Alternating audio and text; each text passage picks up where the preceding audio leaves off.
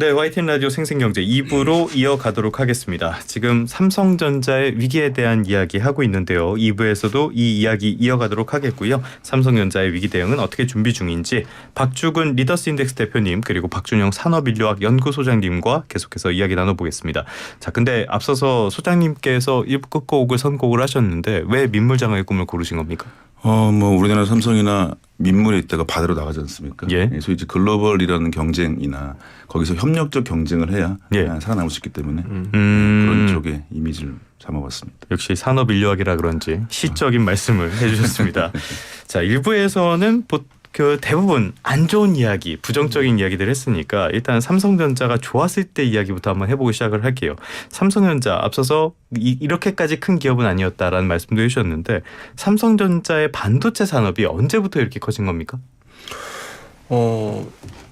지난주가 이번 주죠. 삼성전자 반도체가 50주년을 맞지 않았습니까? 1974년에 시작했으니까. 74년. 예. 진대재 전 정관, 그러니까 옛날에 반도체 사업부장을 하셨죠. 네네네. 그 다큐멘터리에서 이런 이야기를 했어요. 미국에 있을 때 그 삼성에서 진대재 장관을 스카우트 제의가 왔는데 그 당시는 미국에서 공부할 때 굉장히 유망한 교수로도 갈 수 있었고 여러 가지 길이 있었는데 왜 삼성으로 왔냐. 예. 자기 지도교수 잡았대요. 그때 진대재 장관이 지도교수에게 이런 말을 하고 한국 왔다가는 말을 본인 스스로 하시더라고요. I wanna swallowed in Japan. 나는 일본을 삼키고 싶다라는 말을 던지고 한국 왔답니다. 어우, 야심이 가득하셨네. 그리고 삼성이 그때 일거의 메모리 시장에서 우뚝 서 있었던 거는 미국의 클라이언트에게 미팅을 갔는데 그때는 그 3메가 디램, 10메가 디램 막 개발할 때 도시바가 전 세계 1위였을 때 네. 주머니에 우연히 개발하다가만 63메가 디램을 가지고 갔대요. 네. 주머니에. 그 인텔을 만나서 이건 도시바한테 안 돼 그랬는데 한 단계 건너뛰어서 64메가 디램을 제시한 거죠. 그때부터 메모리 시장에 삼성이 도시바를 이기기 시작했던 원년이 됩니다. 그 뒤로는 그 메모리 시장에서 1등을 한 번도 안 놓쳤죠. 그렇죠. 그리고 항상 삼성의 전략은 왜 이제 제가 아까 초두에 왜 공급자 시장의 전략을 포기하지 못했느냐. 이 메모리 시장은 이런 거예요. 경쟁자보다 원이나 1.5 사이클을 앞서면요. 예. 영업이익의 수익률이 경쟁자보다 2배, 3배가 아니고 몇십 배를 가져갈 수 있는 시장 규모. 다 원가랑 연결되니까. 그렇죠. 예. 시장 구조를 가져갈 수 있기 때문에 그 유혹을 뿌리치지 못하는 거예요. 그러니까 메모리에만 익숙해진 삼성이 파운드리나 시스템으로 못 가는 이유는 그런 데 익숙해졌던 경쟁 전략의 차이인 거죠. 어쨌든 그런 실적 때문에 삼성전자는 이 반도체 때문에 여기까지 찾아온 거고요. 예. 우리나라가 내년에 GDP 성장률이 지금 2.0에서 1.7로 떨어졌다고 이야기를 하잖아요. 1%대로 보고 있죠 지금은. 자, 그럼 삼성전자의 효과가 어느 정도냐면요. 저희가 삼성그룹의 그 GDP 비중을 한번 조사를 해봤어요. 네. 근데 우리가 알듯이 매출 자산은 GDP 안 들어갑니다. 네. 영업이익도 안 들어가요. 네. 영업이익은 들어가요. 그러니까 기업이 GDP에 공헌할 수 있는 항목은요. 인건비, 세후 영업이익 이런 것들만 들어가는데 제가 다 발라내 봤어요. 삼성자가 최고의 매출 이렇게 한 54조 정도 영업이익을 냈을 때 그렇죠. GDP에 기여하는 비율이 약 2% 가까이 됩니다. 네. 사람들은 애게 그러죠. 아니요. 어마어마한 거죠. 0.1% 왜냐하면 우리나라 내년 총 GDP 성장률이 1.7%인데 그중에 차지하는 게 이 정도 된다는 거예요. 그러니까 삼성전자가 사라져버리면 우리나라는 GDP 1% 주도 못 넘습니다. 이렇게 된 결론이 나오는 거예요. 그러니까 그 효과가 어마어마한데 그래서 우리가 연관까지 다 계산하면 그래서 우리가 삼성전자를 얘기할 때는 다른 기업과 다르게 이야기하는 거죠. 그만큼 중요하기 때문에 얘기하는 거죠. 지금 말씀해 주신 것처럼 삼성전자 반도체 산업의 성장 그리고 패착 이야기를 해봤는데 패착은 언제부터 있었다고 봐야 될까요? 네, 큰 시기는 2014년 정도. 14년. 네, 그때 이제 파운드리 산업에서 애플의 수주를 뺏길 때 그때쯤이 있고요. 그다음에 2018년 때부터 D램 쪽에 문제가 생기기 시작하거든요. 그 두 시기가 좀 더 패착했지 않을까 싶습니다. 그럼 앞의 시기는 일단은 애플의 그 파운드리를 TSMC에 뺏겼다 이 얘기인가요? 맞습니다. 그럼 두 번째 시기는 어떤 거죠? 두 번째가 이제 그때 2018년부터가 D램이 10나노대로 떨어지기 시작합니다. 그때부터 그 전까지 했던 어떤 공정과 설계의 문제가 조금씩 내재했던 게 막 나오기 시작해요. 그런데 그의 근본 원인 같은 것들을 그때부터 사람들이 좀 뭐 소위 얘기해서 허위 보고를 한다든지 아니면 안 될 것 같은 거 된다고 얘기한다든지 예. 이런 것들이 팽배해지면서 결국에 이 업무 지시를 하는 사람들이 있으면 실행하는 사람들은 담당자겠죠. 네네네. 요 간격에 대한 어떤 불화들이 많이 생겼고요. 그때가 이제 좀 시발점이 아니었나 싶습니다. 조금 전에 대표님께서 말씀해 주신 걸 보면은 메모리 반도체 산업이라는 게 대형 투자를 해가지고 여기에서 원가를 최대한 줄이는 이런 것들이 핵심이 되는 그런 산업이잖아요. 네. 이런 것들이 지금 삼성의 어떤 변화를 이끌어나는 관성처럼 작용을 해가지고 네. 혁신을 못하고 있다라는 평가를 해주셨는데 이 부분에 대해서는 어떻게 보세요, 소장님은? 일단 원칙적으로는 저는 동의합니다. 예. 왜냐하면 기본적으로 제조업이기 때문에 판가 원가에 대해서 원가 경쟁이 갖는 거 되게 중요합니다. 그렇지만 실제 어떻게 더 가치를 만들 것인가 문제가 현재는 좀 더 부가가치 있는 제품을 만들 수 있느냐. 그다음에 그거에 현재 산업처럼 AI의 협력적 비즈니스가 필요한 상황에서 예. 삼성이 서비스 마인드 같은 거나 협력의 책을 가질 수 있느냐. 그걸 통해서 또 다른 가치 문제가 있기 때문에 이 원가 경쟁을 기반으로 해야 되고 거기에 가치를 추구하는 것들은 이제 새로운 전략이나 일하는 방식으로 바뀌어야겠다 생각이 들어요. 가치를 더해야 된다. 그런데 가치를 더한 거는 결국엔 사람이잖아요. 그래서 저번에 삼성의 인사가 나고 나서 대표님과 함께 전문 용어로 열심히 씹었는데 일단은 이번 삼성의 인사에 대해서 한 줄 평을 해주신다면 대표님 어떻게 하시겠습니까? 악수를 듣다 저는 이렇게 한마디 말합니다. 소장님은요?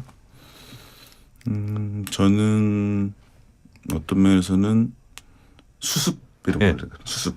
악수와 수습. 네. 자, 그러면 왜 그렇게 평가하시는지부터 한번 여쭤보도록 하겠습니다. 일단 대표님 왜 악수라고 보십니까? 물론 오퍼레이션 쪽 단들은 저는 어느 정도 혁신이 이루어졌다 봐요. 예. 예를 들어서 뭐 전무 부사장, 이하급들 이제 전무가 사라졌으니까 그쪽은 어쨌든 돌아는 가야 되는데 문제는 저는 미전실의 복귀가 가장 악수였다고 봅니다. 아하. 네. 그러니까 삼성전자를 우려하는 많은 전문가들의 공통된 시각 중에 하나는요. 네. 현재 그 정현호 부회장이 이끌고는 사업지원 TF의 미전실 출신들의 복귀를 되게 우려를 했었는데 이번 인사를 보면 훨씬 더 강화되었다. 예. 예. 먼저 이번에 사장 승진이 두 분 있었어요. 네. 그러니까 한 분은 파운드리 사업부 사장으로 갔죠. 네. 그리고 나머지 한 분이 김용관 사장인데 이 사업지원 TF의 부사장으로 있다가 DS 사업본 보니까 반도체 쪽에 CFO로 갔어요. 예. 그 이분도 원래 미전실 출신입니다. 두 번째는 그 박학규 DX 사업본부 경영지원실장인데 이분은 거꾸로 이제 자리를 바꾼 거죠. 사업지원 TF로 갔고 이번에 인사한 그 박순철 부사장 같은 경우도 지금 새로 CF로 갔단 말이에요. 이분도 정현호 부회장과 손발을 맞추던 미전실 출신입니다. 거기에다가 삼성 SDI 대표로 있던 최윤호 사장의 경우도 이분도 미전실 출신이고 사실은 정현호 부회장 차기로 이끄는 부회장이라고 항상 물망에 오르는 영순입니다. 예. 이분이 삼성 글로벌 리서치 내에 있는 경영 진단실로 갔어요. 그리고 거기에 다시 미전실 출신들을 다시 모았습니다. 그러니까 훨씬 미전실 출신의 진정체의 강화가 됐다는 거예요. 그러니까 이제 오퍼레이션 개념은 강화된다고 그러지만 이 CFO 라인들이 이렇게 강화가 되면 어떤 현상이 벌어지느냐. CFO 라인들은 기업 내에서 두 가지 책무가 있습니다. 예. 첫 번째 가장 큰 책무는 리스크 해지예요. 예. 당연하죠. 중요하죠. 아주 중요한 중요하죠. 부분입니다. 예. 그 리스크 해지 차원에서 뭘 항상 하냐면 코스트 전략을 펴는데 이렇게 되면 공격적인 기술 투자를 할 때 항상 브레이크 걸리는 게 이쪽입니다. 그 이전에도 삼성전자 내부에서 왜 이런 자꾸 문제가 생기냐 관리자 같은 조직이 문제 생기냐면 기술진에서 올라오는 여러 가지들이 사업지원 TF단에서 계속 커트 당하고 있다는 것 때문에 내부적 불만이 되게 많았다고 저는 얘기를 듣고 있습니다. 그러니까 그런 상황에서 이번 인사에서 이 조직이 더 강화됐다는 것은 그런 상황들이 개선될 여지는 그렇게 많지 않다고 이제 보는 게 저는 맞다고 보는 거죠. 어떤 조직이 리스크 해지에만 집중을 했다면 삼성의 반도체나 뭐 현대차의 자동차나 그렇죠. 우리나라의 조선이나 다 없었을 겁니다. 그런 면에서는 좀 악수였다라고 평가해 주셨고 소장님은 수습이라고 말씀을 해주셨습니다. 네. 왜 그렇게 평가를 하시죠? 일단은 가장 큰 거는 실패해서 하이닉스에 거의 뭐 따라잡힐 정도까지 온 상태죠. 그런데 그 내부적인 상황은 말씀하셨던 경영전략 측면에서의 관리 기능 강화라고 하는 것에 문제점이 있었지만 결론적으로 이제 제품의 기술력이 있는 없냐의 문제였었습니다. 그건 이제 사람들의 실력에 달려 있었었고요. 그것들을 그동안 좀 잘못해왔던 임원들이 많았었고 그들이 많이 나갔습니다. 일단 그 측면이 있고 결국에 일하는 사람들은 반도체는 어쨌든 완전 기술 중심의 반도체 산업이기 때문에 실제로 제품이 좋아야 됩니다. 예. 그러니까 그다음에 이제 임직원 내부들은 뭐 미전실이라고 하는 것의 형태를 타파라고 생각을 안 했습니다. 솔직히 말씀드리면. 당연히 있을 거라 생각했습니다. 뭐 포기한 건가요? 아니, 왜냐면 그러니까 왜 밖에 분들 그러니까 왜냐면 미전실이 없던 적이 있었나요? 삼성에서 부조분이 있었고요. 뭐 이름만 바뀌거나 그렇죠. 해체된 척만 하거나 뭐 그런 네, 식이었죠. 네, 네. 예. 근데 이제 거기에서 결론적으로 봤을 때는 그 경영 관리 쪽에 하는 사람들과 기술 쪽에 기술 CEO들이죠. 이들의 기량 작용을 어떻게 조절할 수 있냐 문제라고 봐야 될 것 같고요. 예. 그 전까지는 특히 잘 나갔을 때는 권오현 부회장이라는 사람은 굉장히 리더십이 있었고 기억나시는지 모르겠는데 이건희 회장이 귀국할 때 권오현 회장의 네. 꽃을 받았었어요. 항상. 예. 어떤 상징이 있던 거죠. 그런 저도 것들이. 그 자리 옆에 있다 사진 한번 찍힌 적이 있습니다. 그런 것들처럼 지금은 이제 하나의 단서라고 볼 수 있는 거는 전혜연 부회장이 사과문을 냈죠. 맞아요. 예. 그건 굉장히 뚫고 들어간 겁니다. 예, 이 경영 관리에서는 분명히 반대했을 거거든요. 실제로 내가 근본적인 경쟁력을 찾아야겠다. 네. 뭐 수율과 품질을 올리겠다. 이런 거의 선언 같은 거는 경영관리 쪽에서는 예상할 수 없는 얘기입니다. 근데 그거를 어떻게든 뚫고 본인이 얘기했다고 하는 것은 어떤 면에서는 그거가 약간의 시발점이 될 수 있지 않을까. 예. 엔지니어들도 어떤 느낌이냐면 문제 인식도 잘 안 했는데 문제 인식까지 제대로 된 것 같다. 라는 얘기가 있어서 네. 그래서 그 문제 있던 사람이 나갔기 때문에 근데 그 상태에서 조직을 막 돌릴 수는 없죠. 예. 그렇기 때문에 저는 수습이라는 정도로 얘기하고 싶습니다. 최소한 문제 인식 정도는 했다. 네. 악수와 수습이라고 말씀을 해주셨지만은 내용을 들여다보면은 뭐 그렇게 평가가 다른 것 같진 않아요. 비슷비슷한 얘기를 좀 다르게 하셨다라고도 와닿는데 조금 전에 소장님께서 하이닉스 말씀을 해주셨어요. SK 하이닉스 이쪽 인사와 비교를 했을 때 어느 쪽이 좀 더 기민하게 대응을 했다라고 평가를 할 수 있을까요? 뭐 고민하시네. 하이닉스하고 비교를 직접 하는 건 저는 조금 무리가 있다고 보고 네네. 같은 뭐 업계이지만 저는 오히려 현대차하고 비교를 하는 게 더 맞을 것 예. 같아요. 자동차 산업은 굉장히 올드한 인더스트리고 삼성전자는 굉장히 IT 테크 첨단 예. 빅테크 기업인데 인사는 전혀 반대로 됐다고 저는 봅니다. 제가 현대차 인사도 한번 이래서 말씀드렸는데 현대차 같은 경우는 사장단 9명 중에 60%인 5분이 외부 출신이에요. 예. 외국인을 포함해서. 그리고 전혀 다른 업종. 신재원 사장 같은 경우는 나사에서 모시고 왔고 그리고 송창영 사장 같은 경우는 네이버의 포티도닷컴 대표를 모시고 왔고 예. 이런 식으로 그러니까 그 개방형 오픈 이노베이션과 개방형 이런 산업 트렌드에서는 그렇게 간 거죠. 근데 오히려 이런 전략을 더 구사해야 될 삼성전자 빅테크 기업에서 더 수구적인 인사를 예. 했다. 로열티가 높고 외부 출신에는 철저하게 단절하고 오히려 외부 출신으로 들어왔던 사장들이 다 나간 상태예요. 예를 들어서 AI의 유명한 세바스찬 성 사장이라든지 하버드에서 모시고 왔던 분들은 이런 분들 현재 자리에 아무도 없고 다 나갔습니다. 네. 그러니까 성을 점점 더 모리스 창이 아까 똑같은 이야기를 한 거예요. 지금의 반도체 메가 트렌드는 오픈 이노베이션 전략으로 가야 살아남는다고 이야기하는데 삼성전자는 계속 성을 쌓고 있습니다. 네. 외부와 차단하는 성을 쌓고 있어요. 그 성을 쌓는 쪽이 경영 쪽에서 그 성을 쌓고 있고 내부 혁신을 하려고 하겠죠. 한계가 있겠죠. 저는 그 부분을 지적하고 싶은 거죠. 알겠습니다. 어떻게 보면은 폐쇄 전략을 쓰는 애플 그리고 오픈 전략을 쓰는 알파벳 이쪽과도 비교가 되는 것 같은데 지금 삼성전자의 어떤 반등의 계기라면은 아까도 말씀을 해주셨지만은 HBM 쪽에서 지금 SK에 밀리고 있는 이 부분을 극복하는 것도 하나의 계기가 될 거라고 봐요. 그러면 삼성전자가 엔비디아 쪽에 납품하는 이런 소식은 우리가 언제쯤 들을 수 있다고 보세요? 뭐 얼마 전에도 긍정적인 신호도 있었지 않습니까? 예, 예. 그다음에 지금도 이제 뭐 내부적으로 뭐 다 말씀드리기 어렵지만은 어느 정도 테스트 단계까지 많이 갔다라는 얘기는 많이 있긴 합니다. 그다음에 이제 뭐 기사도 잠깐 났던 거는 뭐 디지털 같은 데서도 뭐 어떤 쪽 일부 정도는 일단 납품이 좀 된다. 근데 네. 공식적인 건 아닌 것이죠. 그 정도 있어서 근데 조금은 시일을 좀 가져야 되지 않을까 싶습니다. 단계가 큰 단계가 있는데 예. 그중에서 맨 마지막 단계 정도라고 저도 알고 있어서 쪽 그 기간이 근데 얼마큼 될지는 아직까지 명확지는 않습니다. HBM을 지금 납품을 안 하는 건 아니고 일부 제품은 납품을 하는데 네. 결국에는 첨단 쪽에서 엔비디아에 납품하는 것이 굉장히 중요할 것이다. 이렇게 봐야 되는 거죠. 그죠.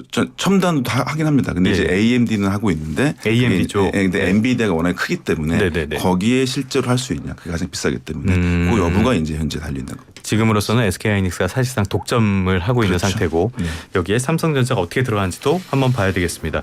자, 끝으로 그러면 삼성전자가 어떻게 가야 될 것인가, 여기에 대해서 어떻게 보면은 삼성전자가 답을 내놓는 게 말씀하신 것처럼 다음 주에 진행되는 글로벌 전략회의가 아닐까 싶어요. 주목할 부분이 어떤 게 있을까요? 저는 우선 다음 달쯤에 빠르면 출시될 걸 한 게 삼성의 갤럭시 S25가 나오는데 예. 여기에 이제 AP 칩이 들어가죠. 예. 작년 갤럭시 S23 울트라 발표할 때 그 안에 들어가 있는 AP 칩을 삼성전자에서 만든 칩을 못 썼습니다. 퀄컴 걸 썼어요. 네, 엑시노스 데이션의 최신 스냅드래곤을 핸드폰에 예. 못 쓴 거죠. 그리고 내년에는 또 만약에 지금 우려를 하고 있는데 네.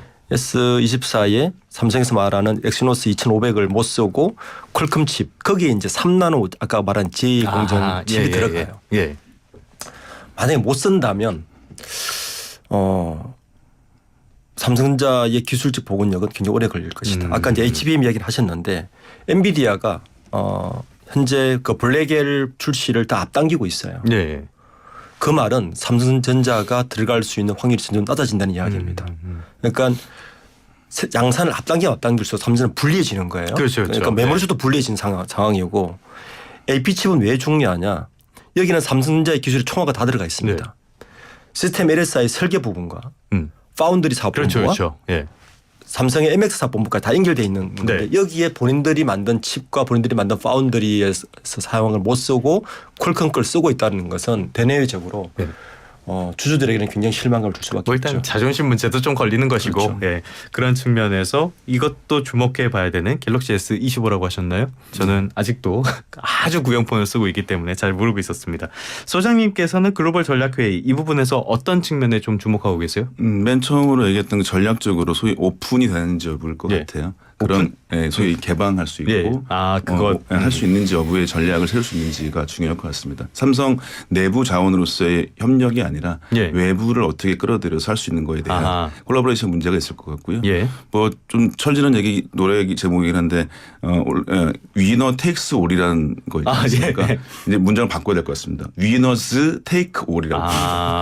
네, 한 명의 위너가 다 가져오는 게 아니라 잘난 위너들이 다 같이 가져가고 시적이셔. 예. 그걸 기억하시면 좋을 것 같습니다. 그런 상황을 이번에 글로벌 전략회의에서 어떤 조짐 같은 걸 좀 보여줘야 된다는 말씀이신 거죠? 맞습니다. 네. 알겠습니다. 이 글로벌 전략회의까지 좀 주목을 해서 삼성전자가 이 위기를 극복할 수 있는지 저희는 주목을 해봐야 되겠습니다. 물론 당연히 그것이 주가에도 영향을 미칠 것이고요. 1부에 마무리하면서 소장님 신청곡을 띄워드렸는데요. 대표님께서도 신청곡이 있다고 들었습니다. 어떤 노래입니까? 네, 저는 걱정 말아요 그대를 네. 했는데 전인권 제가 말고? 예. 뭐 여러 가지 비판을 하긴 했지만 그래도 어쩔 수 없이 삼성전자는 우리나라 경제 구조에 아주 중요한 기업입니다. 네. 저는 충분히 기술적 본원적 기술 커버를 수도 보고 있고요. 삼성전자가 하루빨리 그런 이전의 삼성전자가 되었으면 하는 바람에서 걱정 말아요 그대를 제가 신청했습니다. 알겠습니다. 최근에 들려드린 적이 있지만은 여러 가지 측면에서 요즘 주목받는 노래가 아닐까 싶습니다. 말씀하신 내용이 아마 삼성전자 주가 그리고 국내 경제에도 전반적으로 영향을 미치게 될 테니까 이 노래는 클로징 곡으로 들려드리도록 하겠습니다. 두 분 장시간 고생하셨는데 이제 보내드리도록 할게요. 지금까지 박주근 리더스인덱스 대표님 그리고 박준영 산업인류학 연구소장님과 함께했습니다. 두 분 고맙습니다. 네, 감사합니다. 감사합니다.